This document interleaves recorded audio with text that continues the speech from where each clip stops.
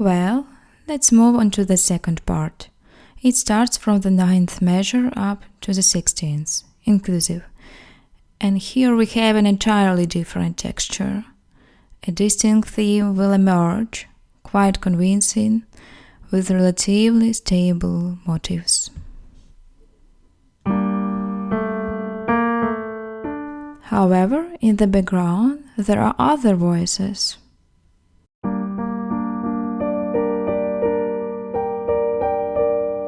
Which, in the original, seem to be woodwind instruments, flutes.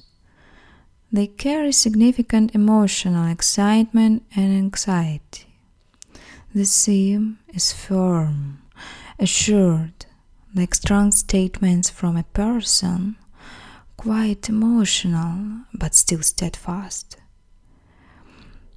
Before the analysis, I will play it in its entirety, then we will break it down.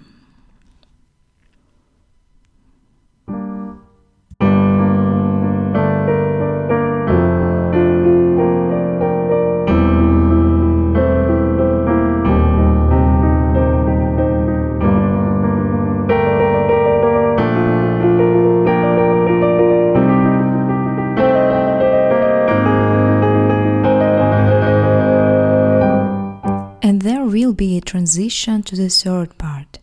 This part is more emotional, so you can feel how much more anxious, depressive, and agitated it is compared to the first part. And let's talk first about the texture, the structure of the musical fabric. The main voice, where to find it? It will be the middle voice. So, in a way, there are 3 voices here. The bottom one, the bass, chord voice handled by the left hand. The middle one, this will be our main voice, where the main theme will be traced and it will constantly shift between the hands. And the upper third voice, this will be the background layer, a bright but more emotional and anxious voice. The main voice will be the primary melodic line. So, set a goal right away to highlight it, so that it is truly prominent. And all the other voices in the background on the second plane. And be prepared for it to move between the hands. So you need to play this voice as if one hand is playing it. I will be working on this now. Pay attention to it. Now let's go through the notes, each hand separately, with the correct fingering. Again, I remind you to maintain the right finger positions. The more you play each time with different fingers and ignore it, the harder it will be for you to learn this piece quickly, because your fingers won't know or remember where they are. Muscle memory will be absent, and we need it. Muscle memory kicks in when the finger clearly understands when it should come in, which one should play, and at what point. However, don't play the right and left hands separately too many times, because you'll disrupt the middle voice, which moves between the hands. Try to connect the hands as quickly as possible, otherwise you'll break the middle main voice and lose it. Alright, let's look at the right hand now and break it down. You can immediately notice that the texture is again divided into 2 voices in the right hand. The lower one, which is the main voice. Stems of notes in the lower voice are pointing down stems, and when the stems are pointing up stems, in the upper voice. When you play the lower voice, you're playing the main theme. So, by separating the theme, you can easily see it. Another point to note for the future: when you play the main voice, we need stronger fingers, the first, second, and third, assuming they are appropriate. Also, the 5th finger in the right hand needs development. because it is used in the upper voice. However, you will be using the first 3 fingers more in this case. Alright, let's go. The texture here will be intervallic and repetitive. The durations of the upper voice are eighth notes, and the lower voice will be broader with half and quarter notes. G, B flat, D. This will form a triad, and we sustain the G, the small octave G. You will repeat this interval 4 times. 1 and 2 and the lower voice, which is the main theme, is G. Then you ascend, playing wide chordal position D, G, B flat, D.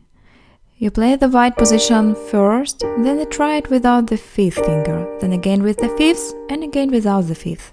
D, G, B flat, D. 1st, 2nd, 3rd, 5th fingers. Wide standard with the 5th, without the 5th. Play the entire 9th measure, and it will be a G minor triad. 1 and 2 and. Move your hand up, wide position, D, G, B flat, D. So you transfer the previous top note, which you played with the 4th finger, to the 1st finger now. Wide position, triad. 4-note chord, 3-note chord. Once more.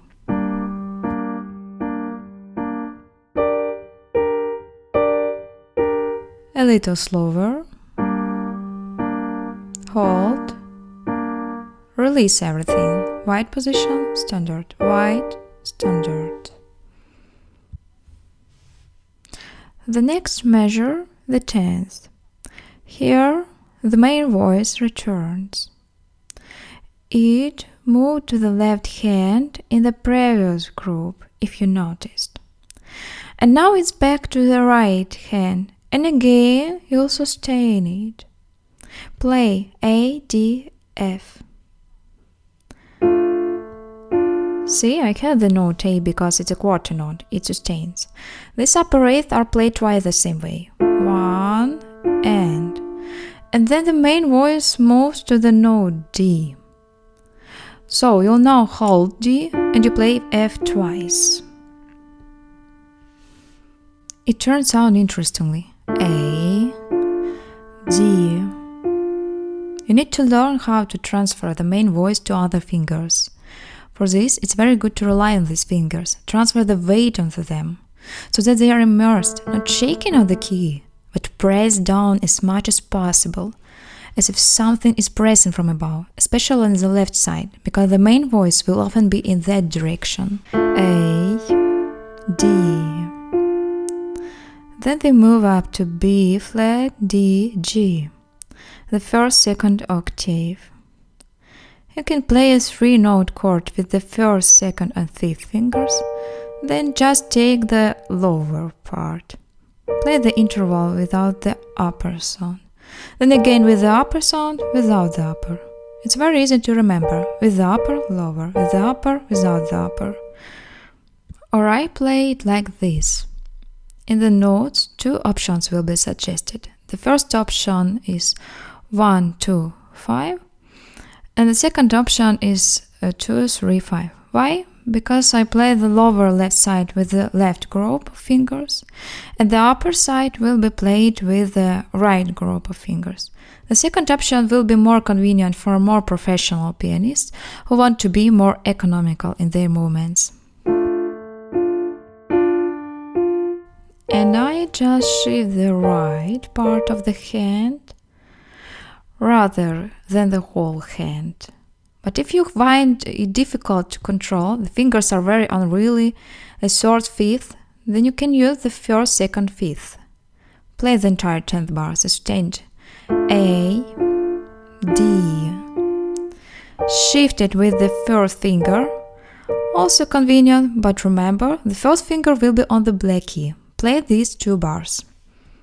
Play G, sustained, wide position, without the top. Again the voice A, D, up, with the top, without the top. Pay attention to this. And now let's play further the 11th and 12th measures. The lower voice reappears. It is sustained, G. It will also be held half a duration. That is 1 and 2 end. And the top, C, E, natural. Remember, here white key is played. There will be measures where E natural will constantly sound, creating a harmony of hope.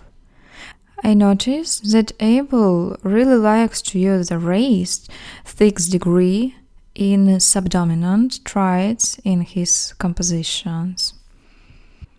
Now we play G, C, E, the 11th measure.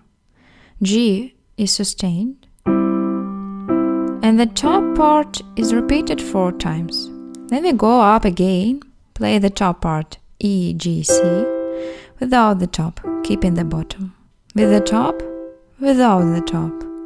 By the way, it's easy to remember if you roughly divide the measure into 2 parts. In the first part, you play with the sustained voice, repeating upwards, and in the second part, you play a full chord incomplete, full incomplete. And again, 1 and 2, moved up, 3 and 4 and. Let's add the 12th measure. You may notice that the 11th and 12th measures are very similar. Yes, they are identical.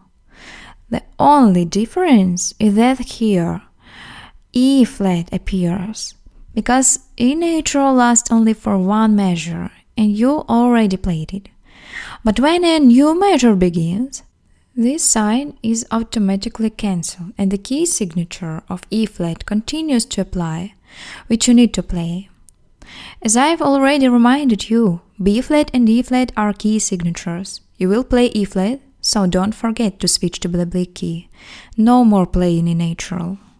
Here we play with E flat, and again G is sustained, a quarter note in duration, 1 and here we release it and move back to the same notes, but only with E flat. Again, the first finger will be on the black key.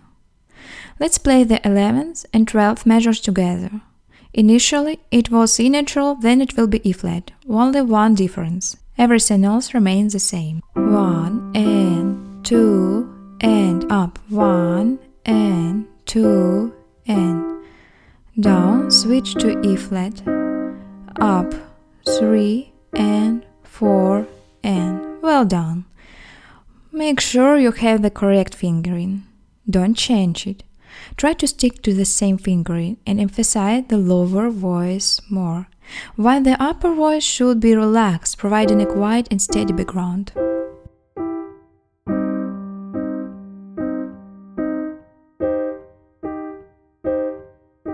Let's play the 4 measures we've covered, 9th, 10th, 11th, 12th, at a moderate pace. 1 and 2 and up, wide position, 3 and 4 and 1 and 2 and 3 and 4 and down, 1 and 2, E natural, 3 and 4 and E flat, and 2 and 3 and 4 and. Excellent, well done. You play the right hand and I'll play the left hand in the same tempo. Let's play 1 and 2 and 3 and 4 and 1 and 2 and 3 and 4 and 1 and 2 and 3 and 4 and 1 and 2 and 3 and 4 and. Great. Now let's break down the left hand.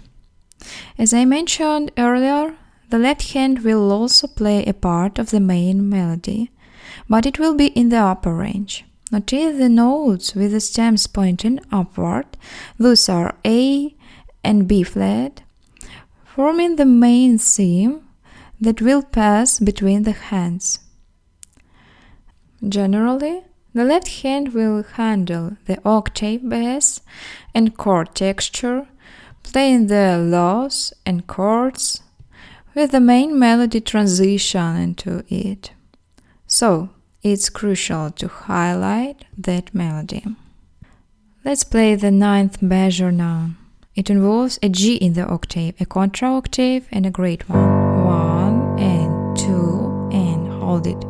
Now I move up to the chord with the second interval, D, G, A.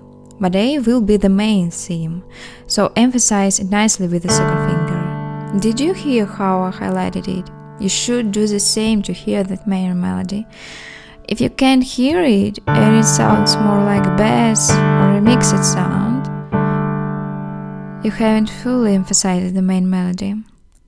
Provide a good support with the second finger, as if you shifted all the weight to the right side. This means the weight in the right hand will be toward the left side, and the left hand will lean more toward the right side, as the main melody will be between the hands in the middle. Emphasize these notes: A, B flat, play it through. The A is a quarter dotted note, so it holds 3 and 4, and give the N to B flat, an eighth note. Play it again, octave 1 and 2 and 3 and 4, and transition to the next measure with an octave from F. So you'll be descending. In general, if you look at the left hand pattern, you'll have a gradual octave movement downwards. F, the next measure is E natural, E flat, and then back to G. It's a gradual downward movement. Play it again, and let's continue to the 10th measure. 1 and 2 and 3 and 4, and descending to F in the bass, 2 and 3. It will be F, B flat, D, F, a wide position quartal chord. Pleasant major sound with B flat, 5th, 3rd, 2nd, 1st fingers. Here you just play half of it for 1 and 2 N, and the second half for 3 and 4 N. Look, there's no upper main voice at all, only octave, bass and chord. Let's play the 9th and 10th measure again. 1 and 2 and 3 and 4 and 1 and 2 and 3 and 4 and. Remember what I said, the octave will descend even lower. Next, 11th measure, E natural. Oh, impressive sound. E natural, and again we ascend upwards. A second interval will be in the middle, E, G, A, C. In the middle, 2 fingers are next to each other. And here the question, which of all these notes is the main one? Which is the main note? The answer is the one whose stem is raised upwards. That's the note A. Highlight A. And we'll also highlight B flat after A. The story repeats itself. Earlier it was A, B flat, and here again it's A, B flat. Once more, let's play the 11th measure. E natural in 2 and 3 and 4 and. Reach for E flat here, it will already be E flat, pay close attention. Change to the black key. Nature lasts only one measure, and by default E is always flattened. And here, as you play, practice ensuring that the second finger highlights A well, the main voice, the main theme, not C. Because unconsciously we can highlight the upper C. No, A. An effective exercise for this, release the other non-main notes and focus more on the main voice. I often use this exercise. It helps me free up all the other fingers and straighten the main voice, making the main finger more stable. And then E flat. The 12th measure, E flat.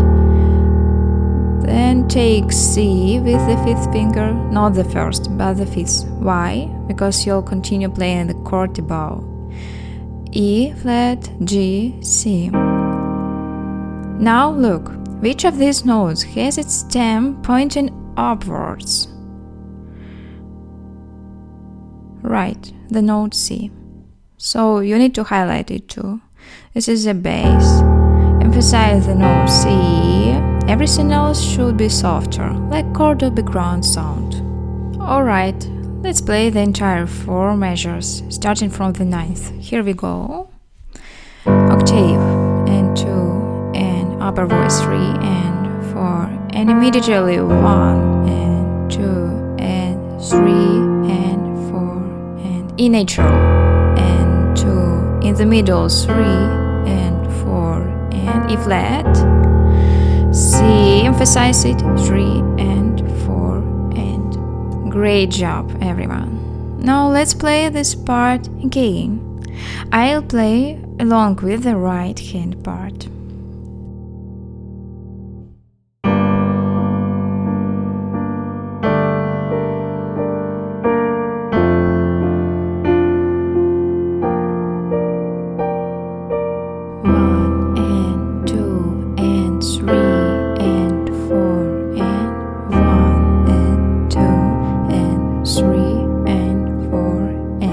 Excellent. We are approaching the stage of combining both hands. But before doing that, let's play only the voice of the main theme. I like to highlight my main voice in polyphony and play it separately from the rest of the notes. It moves between the hands here. Let's try to play only that. The right hand starts playing this main voice, then it will transition to the left hand. By playing the way, you'll be able to feel it to the fullest, understand how it sounds, and grasp its motives. G, A, B, now right hand A, D, sustain, and again right G, A left, B, G right, and C with the fifth finger. Let me play it again.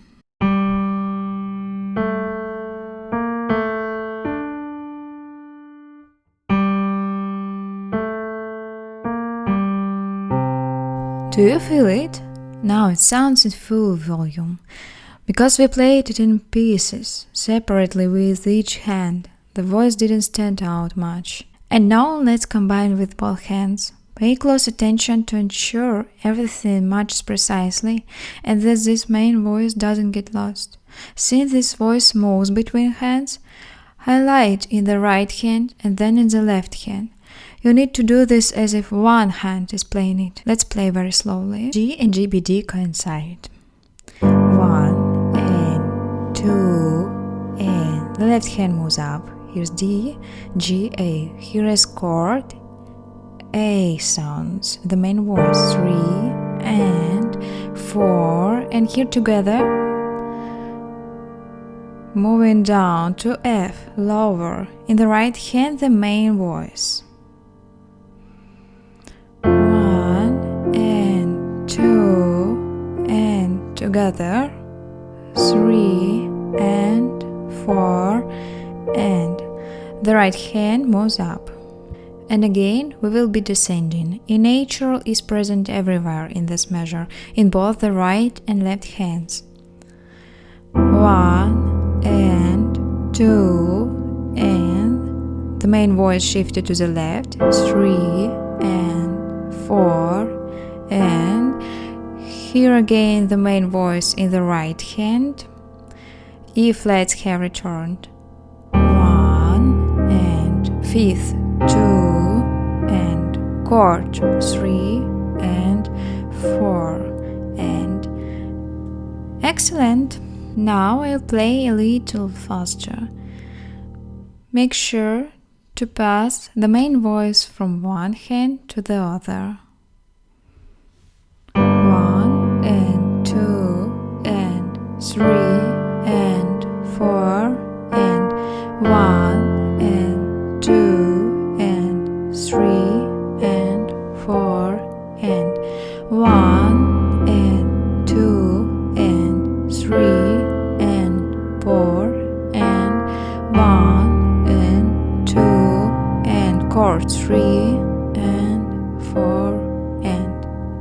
little faster. 1 and 2 and 3 and 4 and 1 and 2 and 3 and 4 and 1 and 2 and 3 and 4 and 1 and 5th and 3 and 4 and. Listen carefully so that you highlight these voices. Play the main melody several times alone before playing everything together, so you feel it and highlight it well, ensuring everyone hears this main theme. Try to do it with quality. Next, let's go through the 13th, 14th, 15th and 16th measures. In the right hand, 16th notes appear, meaning they'll be played quickly, tilly-tilly. Again, there's the main melody that moves between hands, and the challenge here is to think about the main melody along with your 16th notes, which will play in different registers, sometimes in the upper, sometimes in the middle. Again, you play G, B flat and D, just like at the beginning, but here arpeggiate, playing the upper notes alternately, while G is held.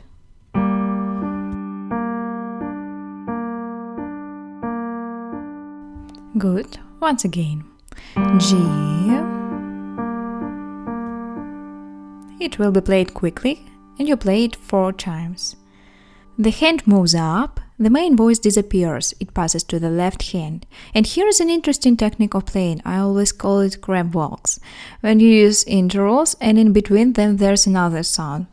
B flat, G with the second fifth, D with the third. And you alternate the interval twice.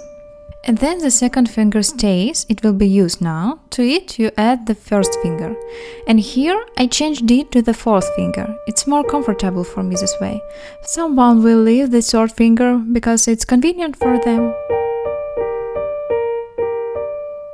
And that's okay. Honestly, it's more comfortable for me to play with the fourth finger. That is to move the finger to the fourth. Play both options, choose which one suits you best.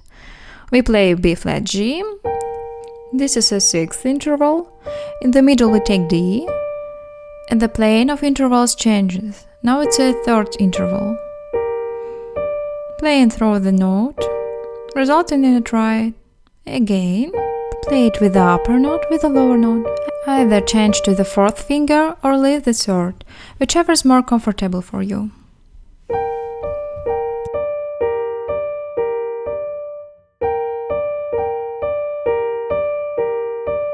Get ready for it to sound fast, because these are 16ths. So, you'll need to practice this thoroughly. For example, take the cycle and play it thoroughly. As an option, you can also play it staccato to develop your fingers' independence. If you have a mess in this playing, everything will lose its meaning. That is, everything you wanted to convey will be lost. It's important to have precise playing here. Listen to the original again for interest. Okay, so we play the entire measure with G sustained as the main voice. G, B, D, B, D, B, D, moved up. Change. Here the rules in the fingers change. Those ones were playing, and now we play with the first and second fingers. And there will be 4 more phrases like this. Let's play again. 1 and 2 and 3 and 4 and. So, compared to what you played in the previous measures, you will play this twice as fast. And this applies to the following measures as well. So be ready to change the speed immediately. Moving on to the 14th measure. The main melody is present here. Play it with the first finger. And remember, you need to sustain it. A, D, and alternate D, F. 1 and. Now remember these 2 upper notes, and the lower fingers will shift to them. And the 4th finger takes its position on B flat. The lower voice is sustained, with the note D being the main melody.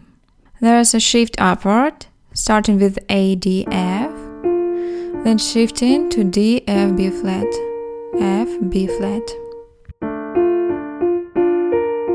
It's very easy to remember because the same fingers are used, first, second and fourth. And here again, crab walks will come into play. Remember, the second part of the measure will involve crab walks, using the sixth interval B flat to G. Oh, familiar element. In the previous measure there was already B flat to G, but here instead of taking G from below, we'll take F, pulling the first finger down, and shift the fourth finger to D. Let's play the crab walks again. B flat to G, repeat it twice, then switch to the first finger. Then to the fourth finger. Once again. And again. Playing the entire measure, sustained lower voice. A, D. So it's audible. Here you won't sustain it, although it should last until the end of the measure. It's impossible, but it's okay. You can extend the D note with the pedal. Playing again. 1 and 2 and 3 and 4 and. Make sure to maintain good support with your first finger, where the main voice is. D.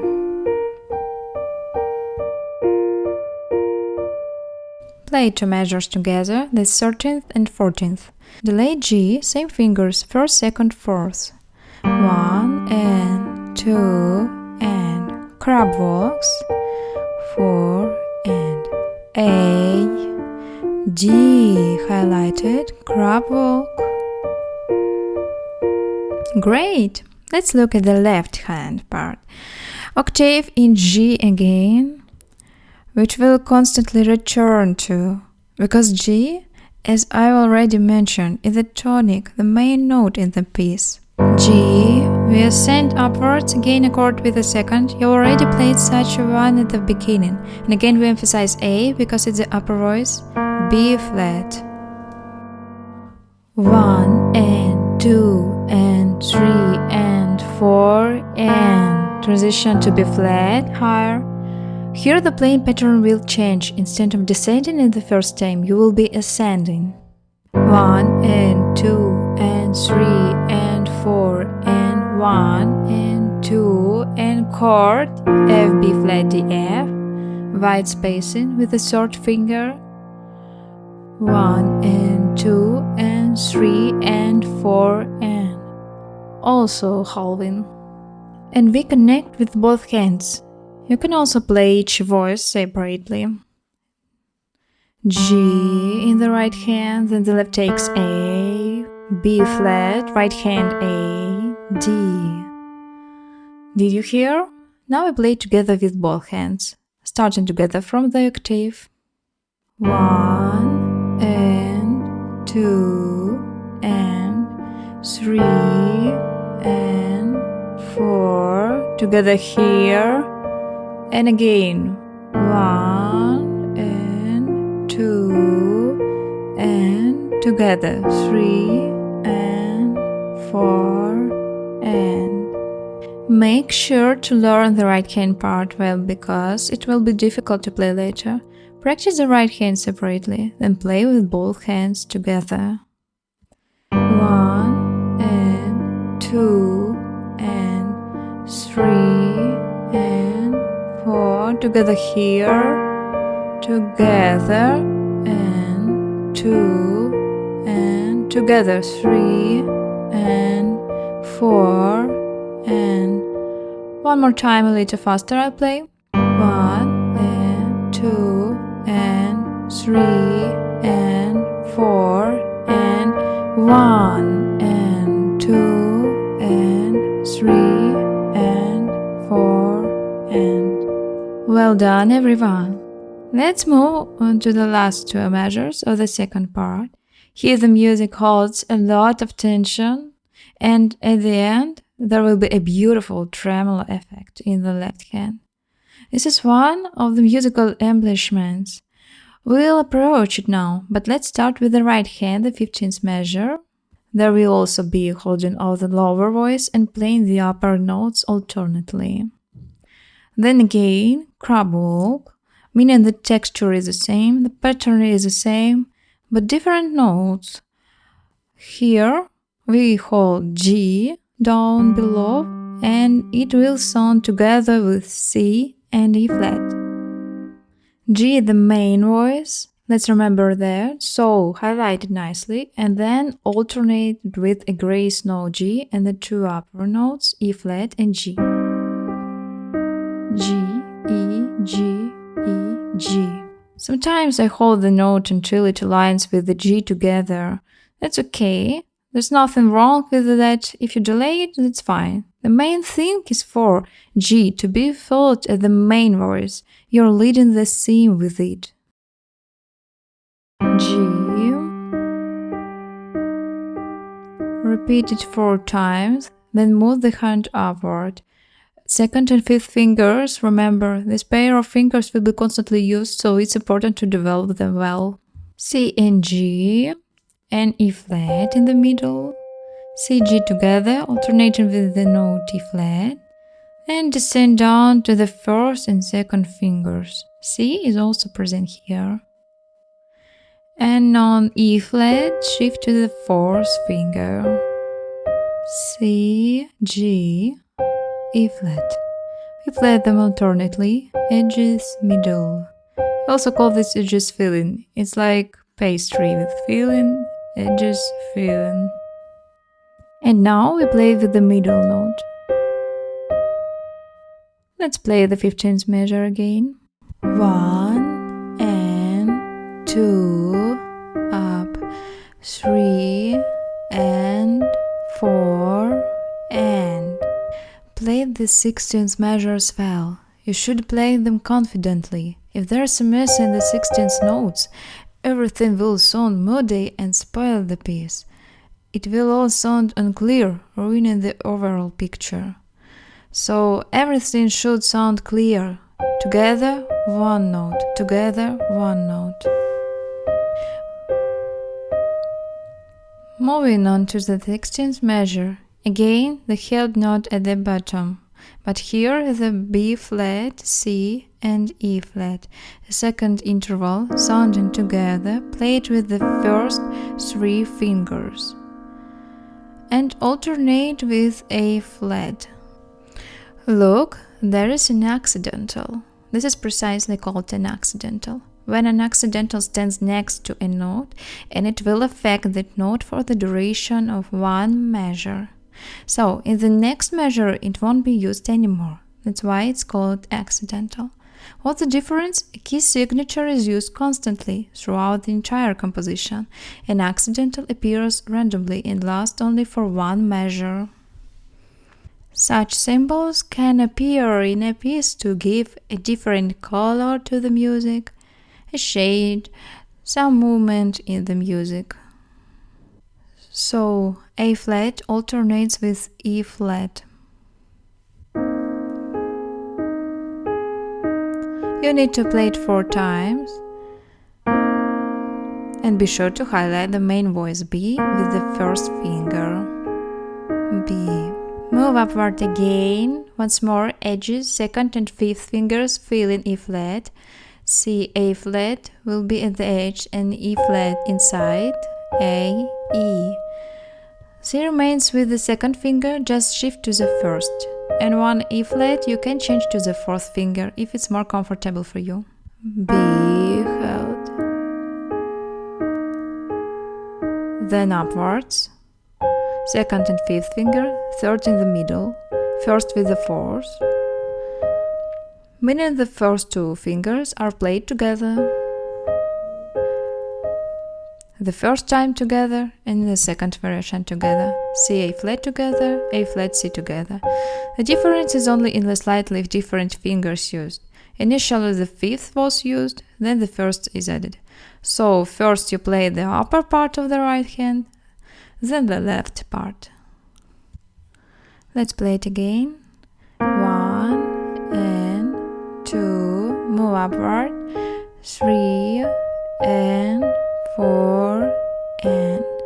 Try to make everything sound. And let's play the 15th and 16th measure together, a little faster. 1 and 2 and 3 and 4 and 1 and 2 and 3 and 4 and. Practice the 16th notes thoroughly. You can play them all staccato. This technique means detached.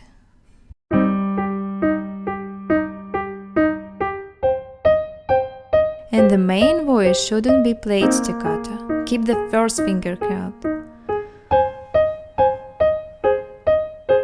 This way, your hand will properly activate its fingers, its strength, to ensure everything hits precisely. You can take one tricky section and play it several times, repeating in cycles.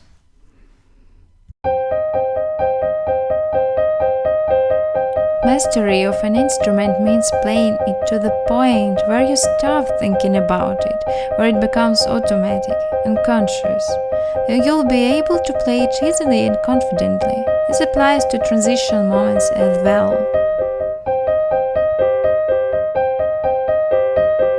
Practice until your hand feels confident in this part.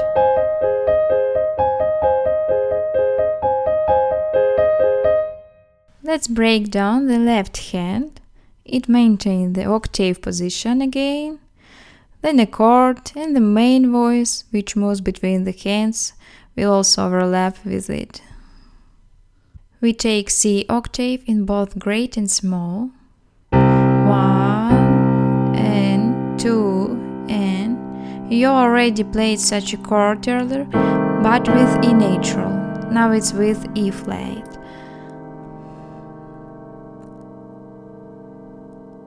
And A is held again because it's the main voice.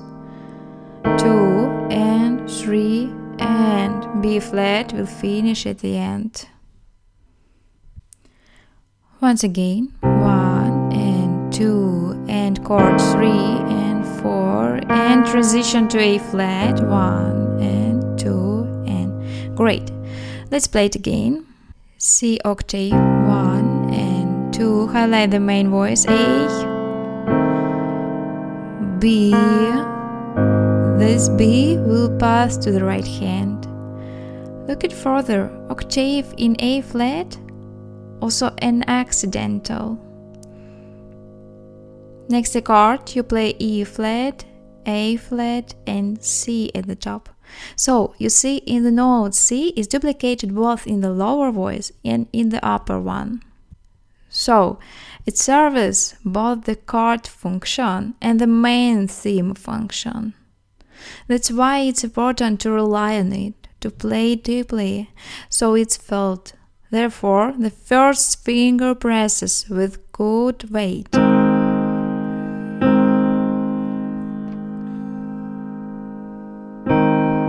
Once again, A flat octave and C with good support.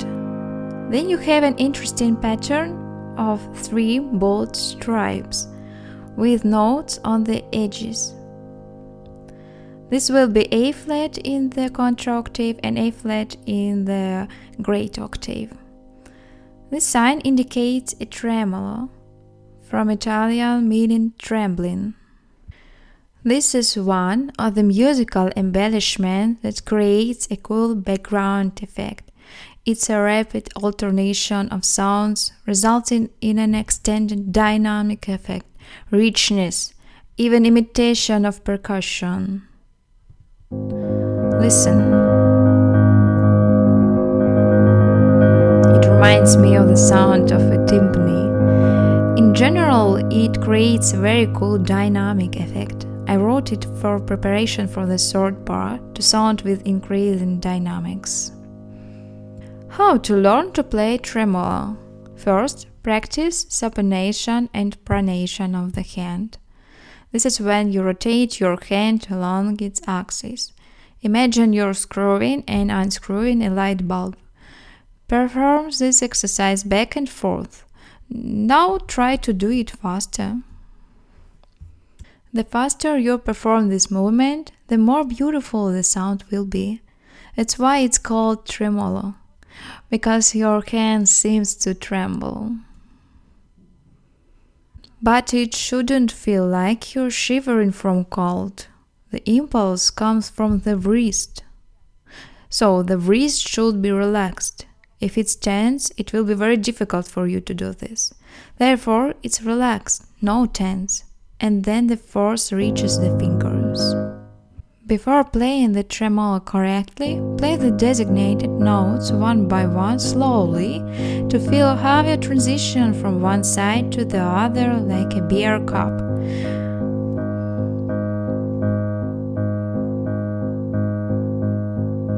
Now, a little faster, and even faster, you'll enter into the flow of rapid alternation. Just make sure your hand doesn't tense up. Keep your wrist relaxed. There are no strict rules here about how fast or slow you should play the tremolo. Rely on your feelings, abilities, and the sound of your tremolo. It should create a sense of richness, crescendo, blending of sounds, merging into one continuous stream. It has a very pleasant sound, as if you're meditating. Relax your hand. It should be light, not heavy.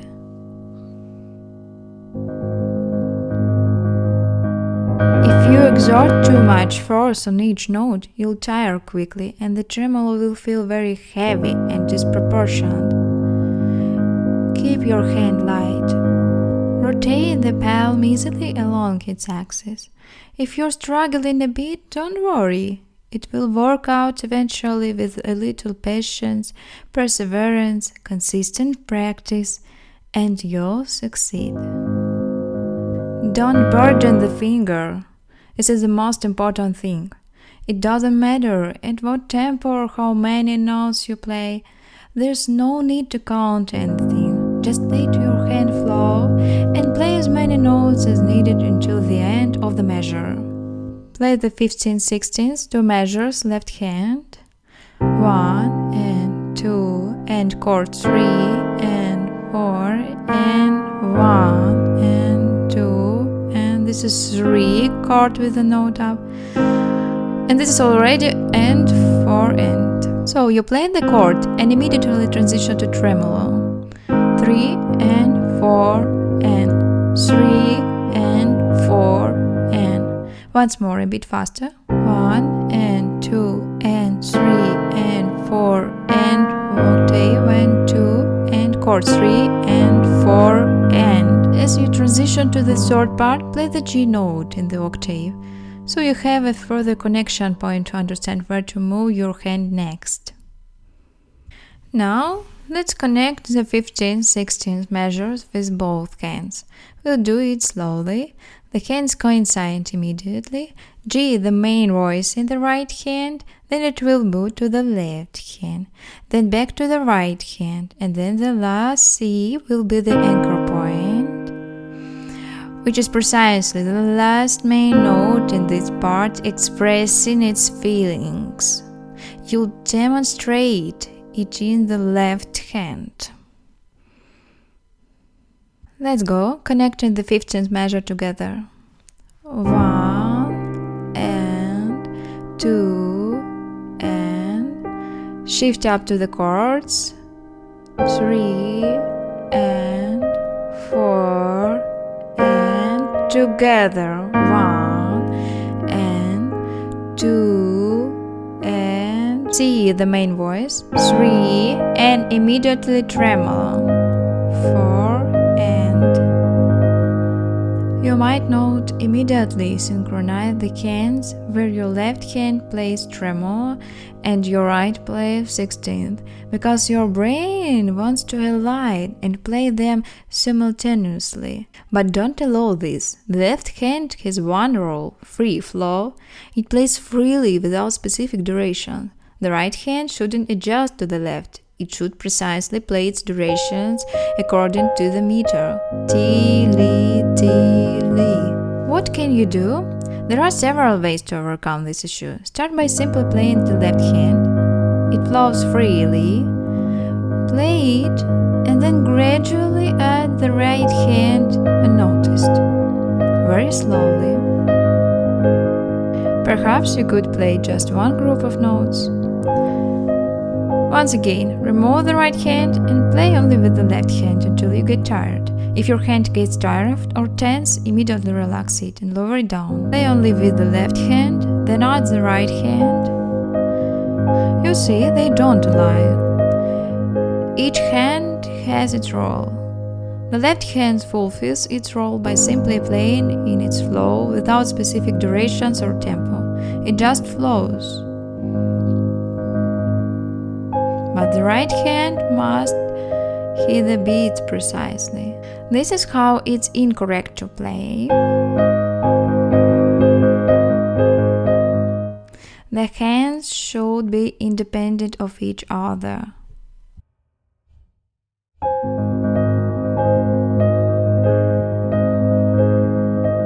You gradually get used to that part the more you play it. Let's play it again, a bit faster tempo, 15/16.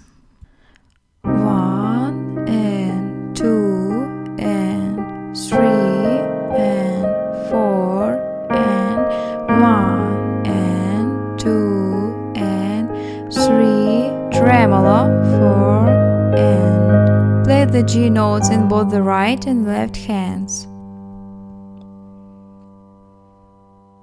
The left hand should ascend to G, while the right hand's fourth finger should move to G in the second octave.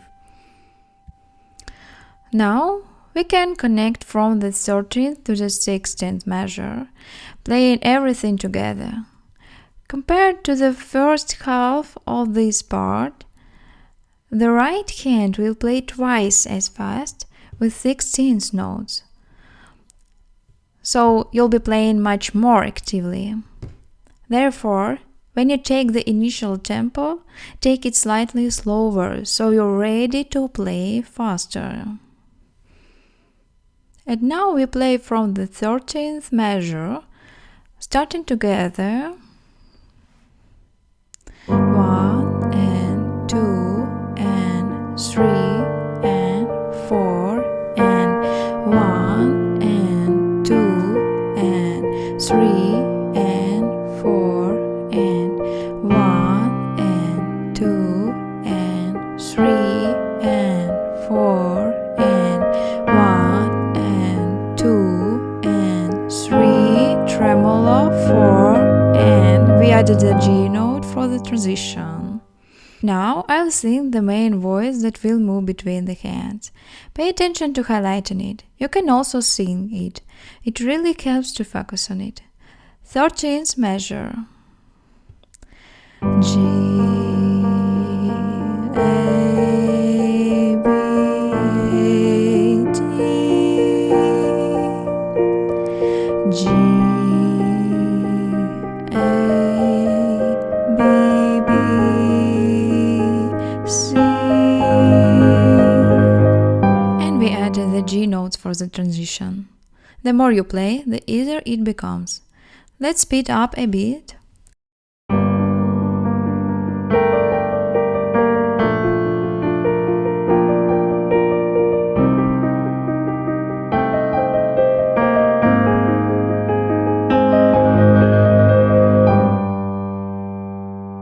Be sure to play separately the musical line of the main theme, which starts in the right hand and then passes to the left. It's important to play this with the correct fingers you're using.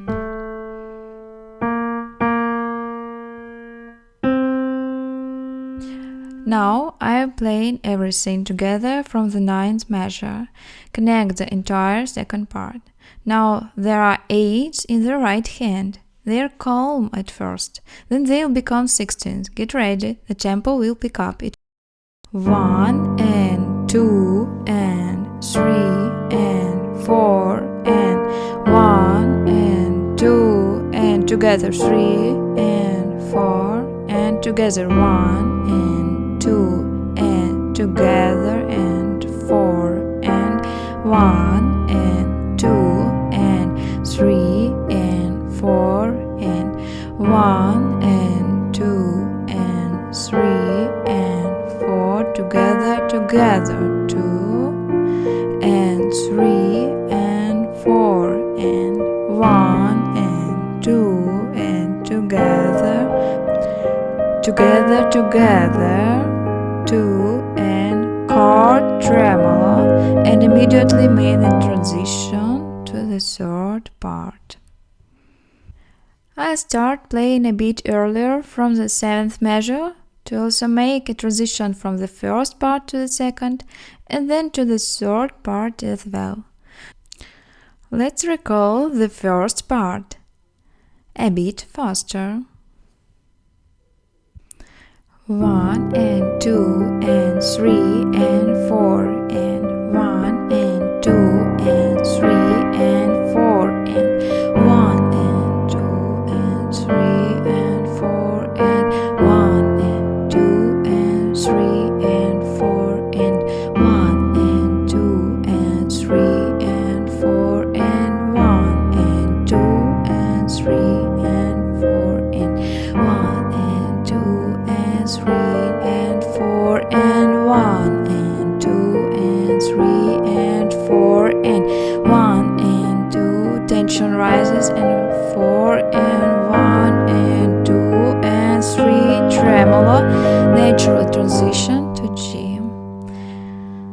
Excellent. In terms of performance, this theme will be more dynamic, more anxious, more excited. Because, as I said, when the theme appears, you must unfold it, show it. Be confident here. You need to work well on the left hand so that it confidently transitions into the octaves.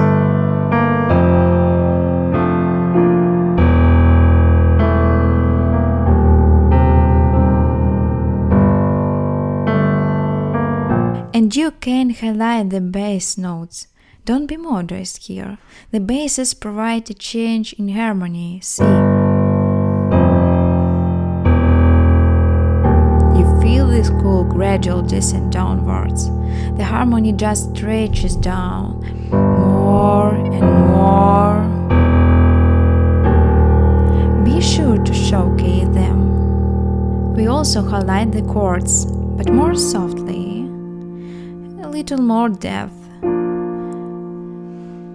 And don't forget about the upper voice, which should stand out. It needs to be shown the most.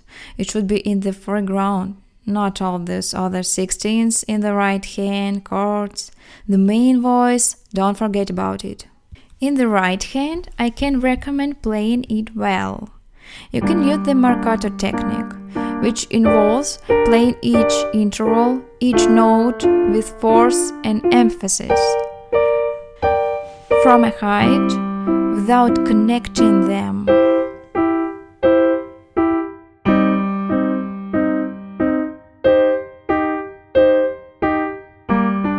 It's useful to play the 16th staccato.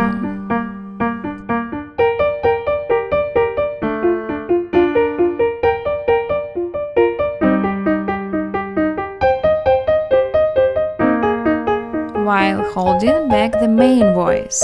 So don't forget about it. It's really great for distributing responsibilities across the fingers. They learn independence from each other. Also, try to ensure that the 16ths are played lightly as possible.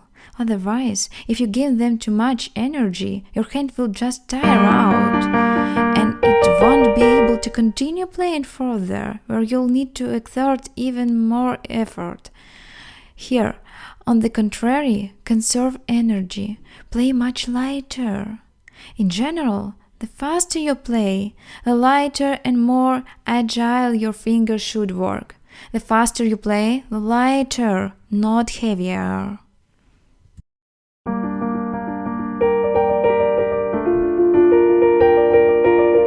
The 16th serves as decoration, adding a bit of sparkle. Sparkle cannot be heavy. It's very light, colorful, sparkly. You understand?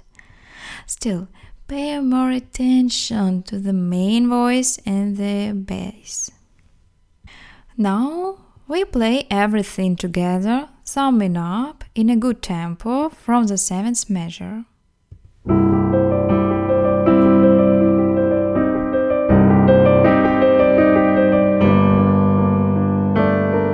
Show tension. The theme has changed. You should feel it in your hands. Lightly. Don't forget about the main voice. More tension and transition to G. At that point, the main theme will already be there. So here you need to lead up to the third part as much as possible, because there will be a magnificent sort of emotions and feelings. The second part expresses angry feelings, very firm, outraged, and this should be expressed well. The second and first parts are completely different in character. The first being more sentimental, more delicate, a bit anxious. And here, more firmness has emerged, more confidence.